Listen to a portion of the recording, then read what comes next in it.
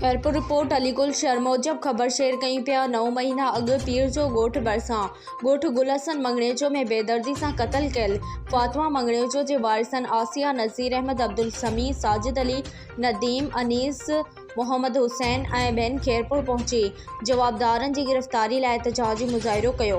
उन मौक़े ते हिननि सहाफ़ियुनि खे ॿुधायो त 9 महीना अॻु जवाबदार मुश्ताक मंगणेजो, तौफ़ील, असद, मोहम्मद इसाक उर्फ़ मिठल, अनवर, शौकत ऐं ॿियनि बेगुनाह फातिमा मंगणेजो खे क़त्ल करे छॾियो हो। हिननि वधीक चयो त अगम भी में कई से खणी आया पोस्टमार्टम ॾाढो रुलाए असांखे तब कयूं दरबदर, पर हाणे अॼु ताईं असांखे उहा रिपोर्ट बि नथी मिले।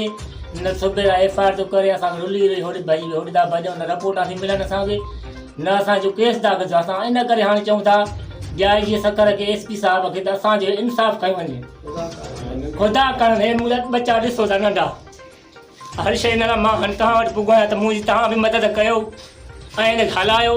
ऐं SP साहब खे चवणा अथऊं त मुंहिंजो हिकु तदारक कर, इंसाफ़ कर, मुंहिंजी रंधो कंदो पोइ खां हाणे बंदि थी वञे। धमकियूं आहिनि, मां न काॾे अची थो सघां न वञी थो सघां, धमकियूं आहिनि मूंखे। मां इन लाइ तव्हां वटि आयो आहियां त हिकु DIG साहब खे भरिसूं कयां, SP साहब खे बि, त हे सूबेदार हद वारे खे हुकुम करे मुंहिंजे FIR हुनजे करे कातिल गिरफ़्तार करे। मां इन लाइ इहे कातिल जेके मुश्ताक आहे, मिठल आहे, तुफ़ील आहे ऐं सुहेल आहे ऐं असद आहे ऐं शौकत ऐं अनवर आहे, इहे गिरफ़्तार कया वञनि।